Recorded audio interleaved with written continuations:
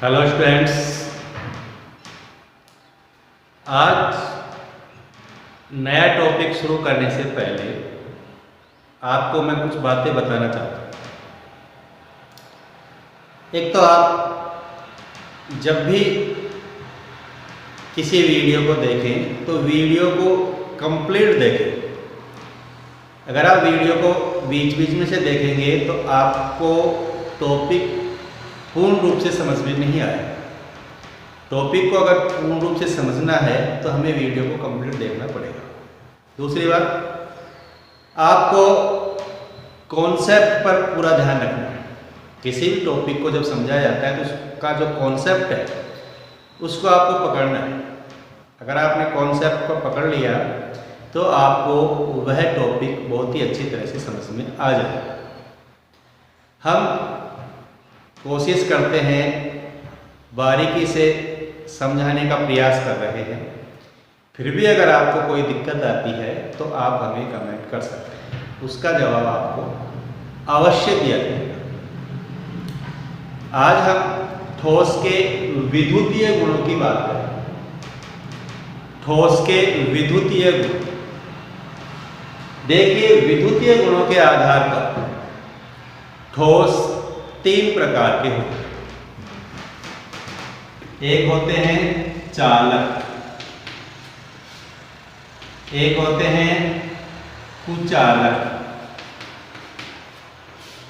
और एक होते हैं अर्धचालक। चालक ऐसे ठोस पदार्थ होते हैं जिनमें से विद्युत का प्रवाह हो जाता है। जैसे धातुएं हैं, जैसे सिल्वर है, कॉपर है, ये चालक होते हैं। कुचालक ऐसे पदार्थ जिनसे विद्युत धारा का प्रवाह नहीं होता है, क्या कहलाते हैं? कुचालक। जैसे लकड़ी है, कांच है, रबर है, प्लास्टिक है, इनमें से विद्युत धारा प्रवाहित नहीं होती है। अर्धचालक, अर्धचालक ये चालक और कुचालक के मध्यवर्ती होते हैं, अर्थात इनमें से विद्युत धारा का प्रवाह होता है लेकिन अति अल्प। ये विद्युत के चालक हैं लेकिन अल्प चालक होते हैं, जैसे सिलिकॉन और जर्मेनियम प्रमुख अर्धचालक होते हैं। अब किसी भी पदार्थ में विद्युतीय गुण कितना है, वो कितना अच्छा चालक है, इसका पता चलता है उसकी चालकता से। चालकता या हम कह सकते हैं प्रतिरोधकता से इस चीज का पता चलता है। चालकता या प्रतिरोधकता से हमें किसी भी ठोस पदार्थ के चालक गुण का पता चलता है। जिसकी चालकता अधिक होती है इसका मतलब वो उतना ही अच्छा क्या है? चालक है। प्रतिरोधकता उसका व्युत्क्रम होता है। प्रतिरोधकता ज्यादा है इसका मतलब उसकी चालकता कम है। अब चालक जो होते हैं इनकी चालकता 10⁴ से 10⁷ ओम इनवर्स मीटर इनवर्स होती है। ओम इनवर्स मीटर इनवर्स ये चालकता की इकाई होती है। तो 10⁴ से 10⁷ ओम इनवर्स मीटर इनवर्स चालकता होती है इसकी चालकों की। कुचालकों की चालकता बहुत ही कम होती है, इनका प्रतिरोधकता बहुत ज्यादा होती है। इनका जो चालकता है वो 10⁻⁻20 से 10⁻⁻10 ओम इनवर्स मीटर इनवर्स होती है, यानी बहुत ही कम, अर्थात इनका प्रतिरोधकता बहुत ज्यादा होती है, इसीलिए इनमें विद्युत धारा का प्रवाह नहीं होता है। अर्धचालकों की जो चालकता है वो दोनों के बीच की होती है। चालकों से तो होती है कम और कुचालकों से होती है ज्यादा। इनकी चालकता होती है 10⁻⁻6 से 10⁴ ohm inverse metre inverse. Clear? चालकता में वृद्धि हो रही है, इसका मतलब वो उतना ही अच्छा चालक होगा। चालकता घट रही है यानी उसका चालक गुण घट रहा है। प्रतिरोधकता जितनी ज़्यादा होगी किसी पदार्थ की, इसका मतलब उसमें चालक गुण कम होगा। प्रतिरोधकता चालकता का व्युत्क्रम होती है। अब हम देखते हैं कि धातुओं में भी कोई अच्छा चालक होता है, कोई कम चालक होता है। जैसे सिल्वर है, चांदी है, वो अच्छा चालक है। क्यों? क्योंकि उसकी चालकता ज़्यादा होती है, उसका प्रतिरोधकता का मान क्या होता है? कम होता है। अब चालक भी दो प्रकार के होते हैं। एक ऐसे चालक होते हैं जिनमें विद्युत धारा का प्रवाह इलेक्ट्रॉनों के कारण होता है, और एक ऐसे चालक होते हैं जिनमें विद्युत धारा का प्रवाह आयनों के कारण होता है। जिनमें विद्युत धारा का प्रवाह इलेक्ट्रॉनों के कारण होता है उनको बोलते हैं इलेक्ट्रॉनिक चालक। इलेक्ट्रॉनिक चालक या धात्विक चालक। ठीक? और जिनमें आयनों के द्वारा विद्युत धारा का प्रवाह होता है उनको बोलते हैं आयनिक चालक या वैद्युत अपघटनीय चालक।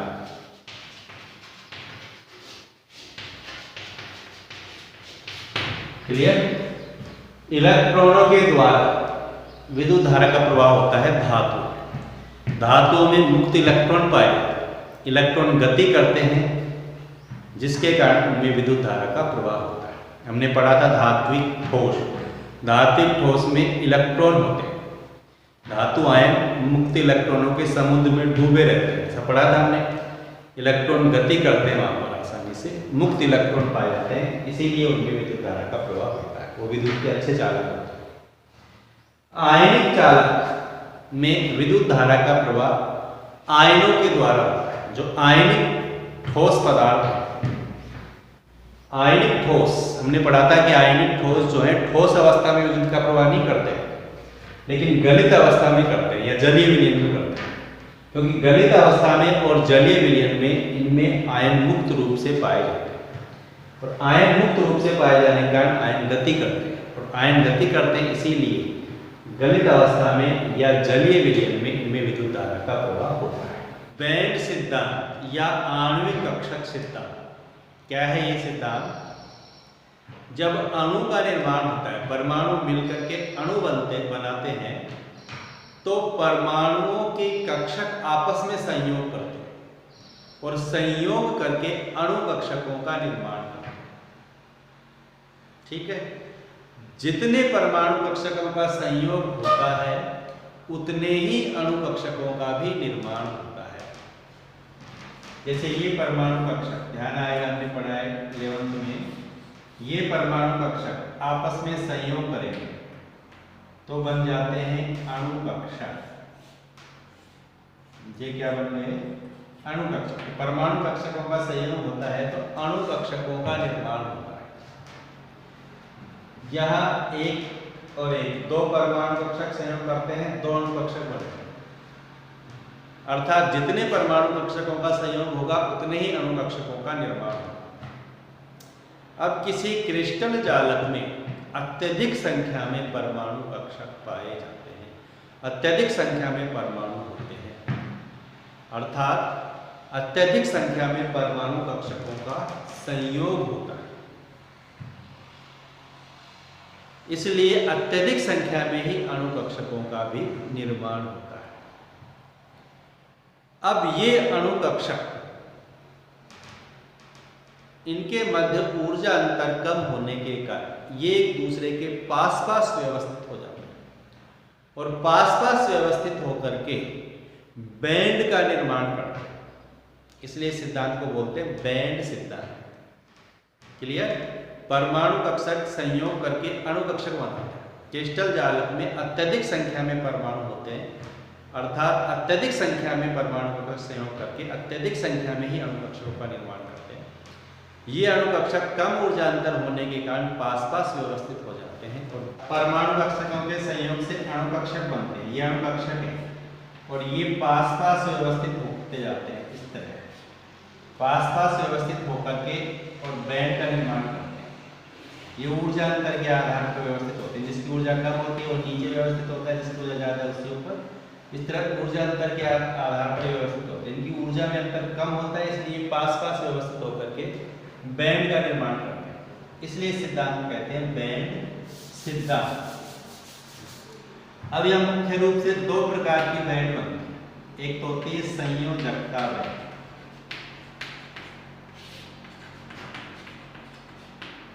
और दूसरी होती है चालक बैंड। बाह्यतम जो बाहरी बाहर वाली बैंड है, जिसमें इलेक्ट्रॉन फुल भरे रहते हैं, बाह्यतम पूरित बैंड कौन सी बैंड कहलाती है? संयोजकता बैंड। बाहरी बाहर की जो पूर्ण पूरित बैंड है उसे हम संयोजकता बैंड कहते हैं। चालक बैंड संयोजकता बैंड से ऊपर या संयोजकता बैंड से आगामी बैंड जो रिक्त होती है, जिसमें इलेक्ट्रॉन गति कर सकते हैं, तो कहलाती है चालक। चालक बैंड और संयोजी बैंड के मध्य जो ऊर्जा अंतर होता है उसको बोलते हैं वर्जित ऊर्जा क्षेत्र। चालक बैंड और संयोजी बैंड के बीच जो ऊर्जा अंतर है उसे हम क्या कहेंगे? वर्जित ऊर्जा क्षेत्र कहते हैं। अब चालक, कुचालक और अर्धचालक इस वर्जित ऊर्जा क्षेत्र पर ही निर्भर करते हैं। चालकों में वर्जित ऊर्जा क्षेत्र बहुत कम होता है या नहीं होता है। कुचालकों में वर्जित ऊर्जा क्षेत्र का मान अधिक होता है, वह अर्धचालकों में वर्जित ऊर्जा क्षेत्र कुचालकों से तो कम और चालकों से अधिक होता है। क्लियर? तो वर्जित ऊर्जा क्षेत्र पर डिपेंड करता है कि कौन पदार्थ चालक होगा, कौन अचालक होगा, कौन अर्धचालक होगा। अब देखें हम चालकों में बैंड आंशिक पूरित होती है, यानी आधी भरी होती है बैंड, आधी खाली होती है, जिसके कारण इलेक्ट्रॉन आसानी से गति कर सकते हैं। या इनमें संयोजकता बैंड या पूरित बैंड और चालक बैंड या रिक्त बैंड का कुछ भाग एक दूसरे पर अति व्यापित रहता है। चालक बैंड का कुछ भाग संयोजकता बैंड पर अति व्यापित रहता है, जिसके कारण संयोजकता बैंड के इलेक्ट्रॉन आसानी से चालक बैंड में ऊपर गति कर लेते हैं। इसलिए ये विद्युत के क्या होते हैं? चालक। कुचालकों में चालक बैंड और संयोजकता बैंड के मध्य जो ऊर्जा अंतर है, वर्जित ऊर्जा क्षेत्र का मान अधिक होता है, जिसके कारण संयोजकता बैंड के इलेक्ट्रॉन चालक बैंड में गति नहीं कर पाते। ठीक है, यहाँ वर्जित ऊर्जा क्षेत्र अधिक होने के कारण संयोजकता बैंड के इलेक्ट्रॉन चालक बैंड में गति नहीं कर पाते हैं, चालक बैंड में नहीं जा पाते, इलेक्ट्रॉन गति नहीं कर पाते, इसलिए ये विद्युत के क्या होते हैं? कुचालक होते हैं। अर्धचालकों में संयोजकता बैंड और चालक बैंड के मध्य जो वर्जित ऊर्जा क्षेत्र होता है, जो ऊर्जा अंतर होता है, वह कुचालकों से कम होता है, जिसके कारण संयोजकता बैंड के इलेक्ट्रॉन चालक बैंड में गति कर सकते हैं। कुछ इलेक्ट्रॉन आसानी से चालक बैंड में चले जाते हैं, गति करते हैं। ताप में वृद्धि करने पर यहां इलेक्ट्रॉन उत्तेजित होकर के चालक बैंड में चले जाएंगे। ज्यादा इलेक्ट्रॉन उत्तेजित होकर के चालक बैंड में चले जाएंगे, जिसके कारण चालकता में क्या हो जाएगी? गति। ये ध्यान रखिए। अर्धचालकों में सामान्य ताप पर कम इलेक्ट्रॉन चालक बैंड में गति कर पाते हैं, चालकता कम रहती है, लेकिन ताप में वृद्धि करने पर अधिक इलेक्ट्रॉन उत्तेजित होकर के चालक बैंड में चले जाते हैं, जिसके कारण चालकता में वृद्धि हो जाएगी। तो बैंड सिद्धांत के आधार पर चालक, कुचालक और अर्धचालक को हम आसानी से समझ सकते हैं। अर्धचालक को समझेंगे हम।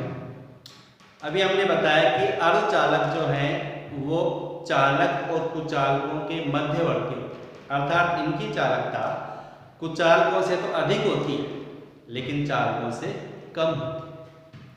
अर्धचालकों के ताप में वृद्धि करते हैं तो इनकी चालकता में भी वृद्धि होती है। अब अर्धचालक दो प्रकार के होते हैं। एक तो होते हैं नैज अर्धचालक या शुद्ध अर्धचालक, और दूसरे होते हैं अपद्रव्यीय अर्धचालक। सिलिकॉन और जर्मेनियम नैज अर्धचालक होते हैं, शुद्ध अर्धचालक होते हैं। इनको देखें हम। सिलिकॉन का ये क्रिस्टल जालक है, ये जर्मेनियम का क्रिस्टल जालक है। सिलिकॉन और जर्मेनियम दोनों चतुसंयोजी यौगिक होते हैं। दोनों की संयोजकता कितनी होती है? 4 होती है। सिलिकॉन के संयोजकता कोष में 4 इलेक्ट्रॉन होते हैं और ये 4 इलेक्ट्रॉन 4 बंध बनाते हैं। अब जैसे यहाँ में 2 इलेक्ट्रॉन दिखाई दे रहे हैं, 2 बिंदु, ये 2 इलेक्ट्रॉनों को व्यक्त कर रहे हैं, जिसमें एक इलेक्ट्रॉन इस सिलिकॉन परमाणु का है, एक इलेक्ट्रॉन इस सिलिकॉन परमाणु। प्रत्येक सिलिकॉन परमाणु के चारों ओर ये 4 इलेक्ट्रॉन एक तरफ, तो वो 4 इलेक्ट्रॉन उसके खुद के, और उसके बगल में जो दूसरा इलेक्ट्रॉन है वो दूसरे सिलिकॉन परमाणु का। हमें पता है कि एक बंध का मतलब 2 इलेक्ट्रॉन होते हैं। तो यहाँ जो बंध बन रहा है इसमें ये इलेक्ट्रॉन इस सिलिकॉन परमाणु का, ये इलेक्ट्रॉन इस सिलिकॉन परमाणु। इस तरह ये 4 सहसंयोजक बंध बनाते हैं सिलिकॉन के परमाणु। प्रत्येक परमाणु 4 सहसंयोजक बंध बनाते हैं और इनमें प्रबल सहसंयोजक बंध होते हैं, इलेक्ट्रॉन मुक्त नहीं रहते हैं, इसलिए विद्युत के अति अल्प चालक होते हैं। लेकिन जब ताप में वृद्धि करते हैं तो ताप में वृद्धि करने पर ये जो बंध है सहसंयोजक, ये टूट जाते हैं और सहसंयोजक बंध से इलेक्ट्रॉन मुक्त हो जाते हैं। जैसे यहाँ से ये बंध टूट गया तो यहाँ से इलेक्ट्रॉन मुक्त हो गया और इलेक्ट्रॉन किधर आ गया? इधर आ गया।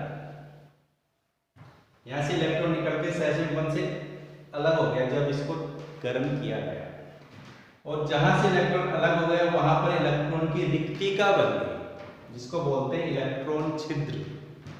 क्या कहते हैं इसको? इलेक्ट्रॉन छिद्र या होल।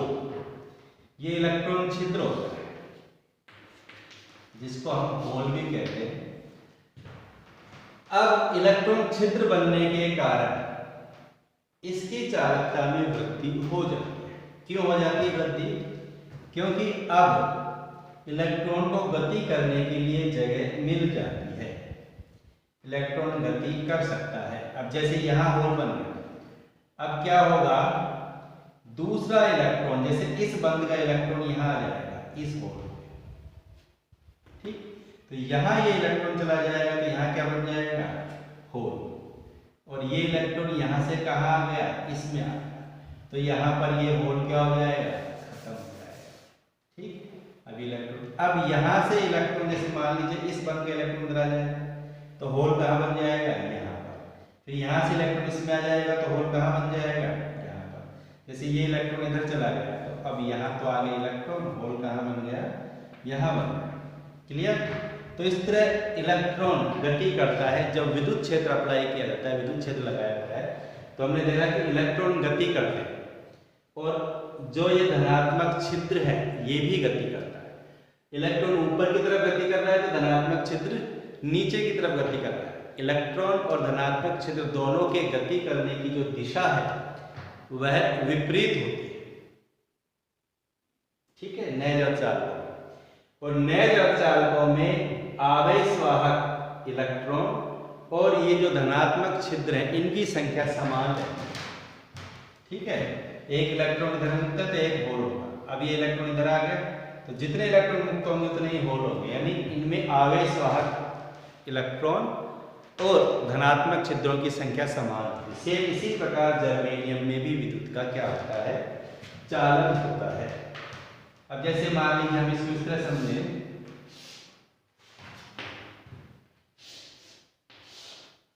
एक तरफ तो क्या है होल, जैसे ये तो है धनात्मक छिद्र, और इधर मान लेते क्या है इलेक्ट्रॉन।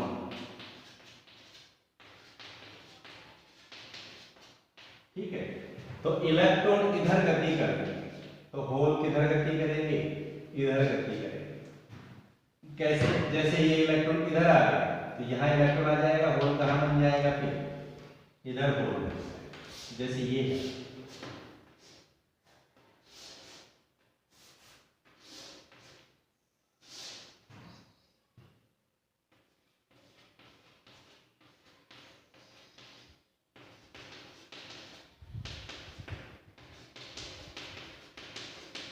अब ये इलेक्ट्रॉन इधर आ गया, इलेक्ट्रॉन इधर आ गया, तो इस इलेक्ट्रॉन की जगह यहाँ क्या बन गया, होल।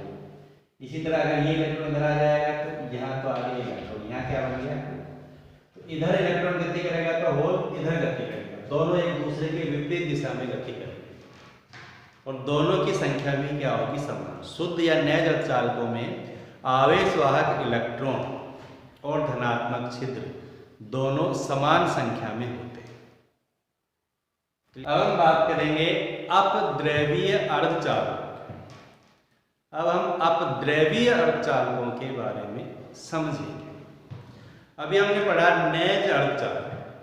नैज अर्धचालक की चालकता अल्प होती है, ये अल्प चालक होता है। इनका उपयोग प्रायोगिक रूप से नहीं किया जा सकता है।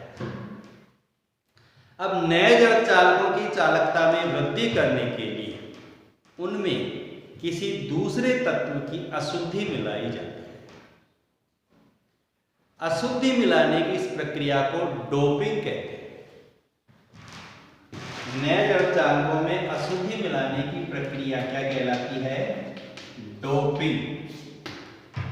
अब नैज अर्धचालकों में दो प्रकार की अशुद्धियां मिलाई जा सकती हैं। इलेक्ट्रॉन धनी अशुद्धियां,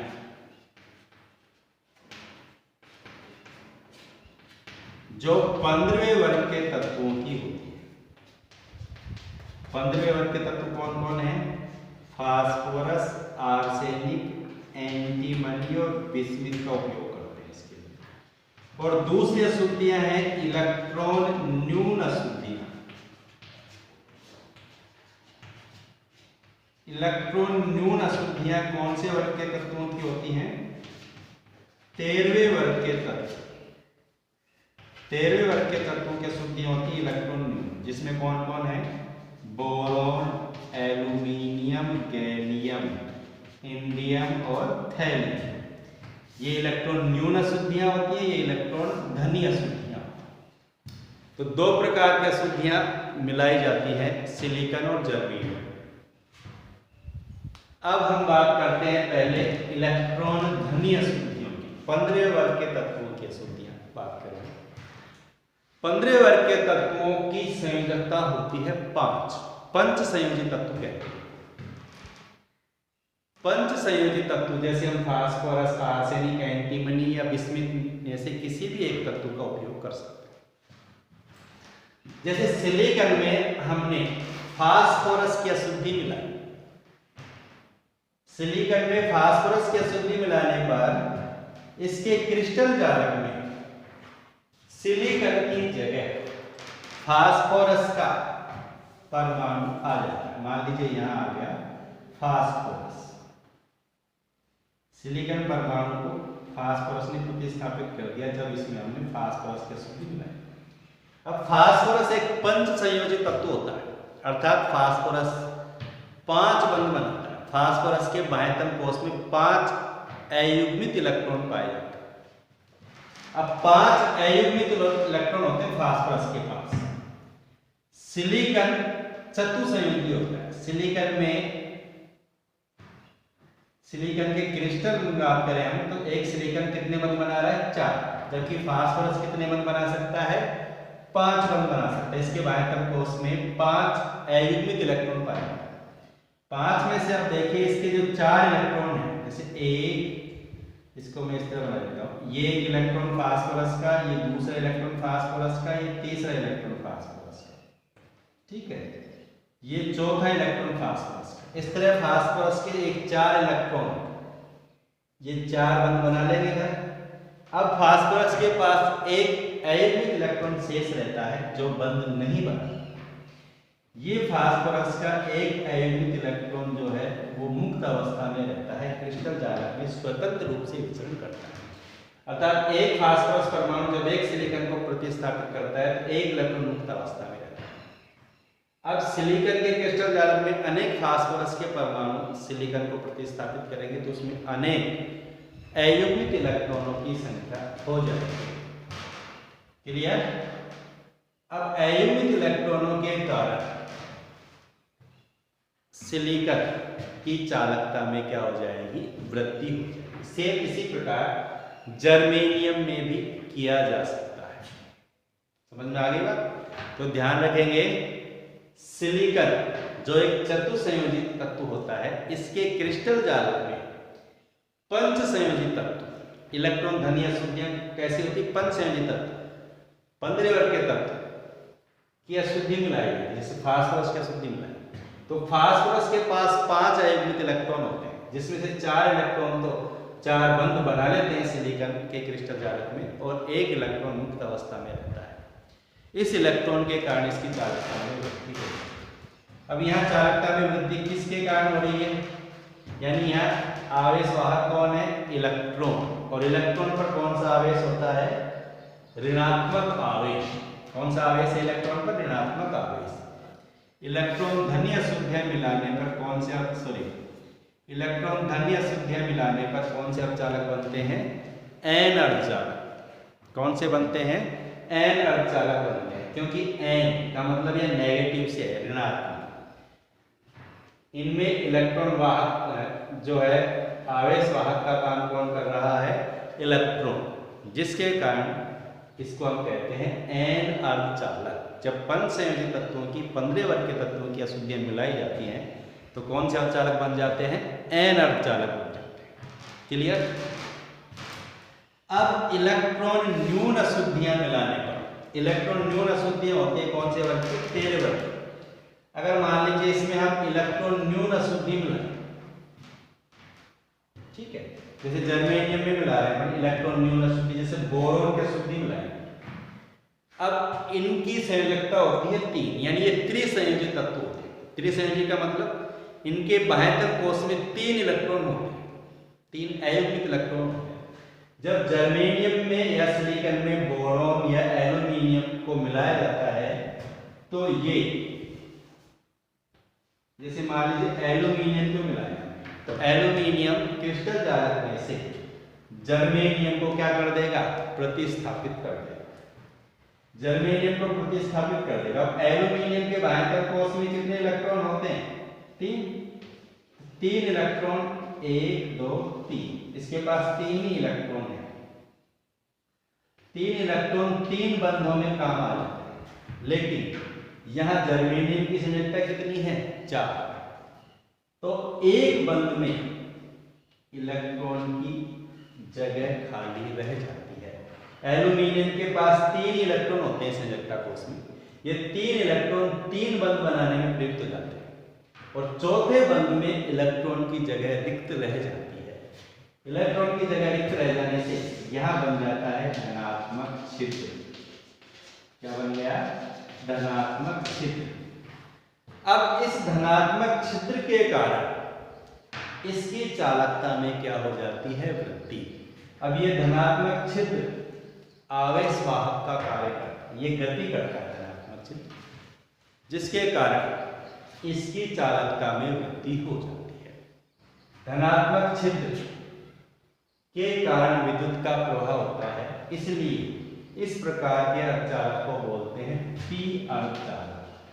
क्या बोलते हैं इसको? पी अर्धचालक। ये पी अर्धचालक हो गया, ये एन अर्धचालक। समझ में आ गई बात? पी अर्धचालकों में आवेश वाहक कौन होते हैं? धनात्मक छिद्र। एन अर्धचालकों में आवेश वाहक कौन होते हैं? इलेक्ट्रॉन। N का मतलब ऋणात्मक से है, इलेक्ट्रॉन पर ऋण आवेश होता है। P का मतलब धनात्मक से है तो धनात्मक छिद्र होता है। पंच संयोजी तत्वों की 15 वर्ग के तत्वों की अशुद्धि मिलाएंगे तो कौन सा अर्धचालक बनेंगे? N अर्धचालक, वहां इलेक्ट्रॉन अधिक होंगे। और 13 वर्ग के तत्वों की अशुद्धि मिलाते हैं, त्रिसंयोजी तत्वों की अशुद्धि मिलाते हैं तो बनते हैं P अर्धचालक। क्लियर? तो ये ध्यान रखेंगे। अर्धचालकों का उपयोग किया जाता है किसमें? डायोड बनाने।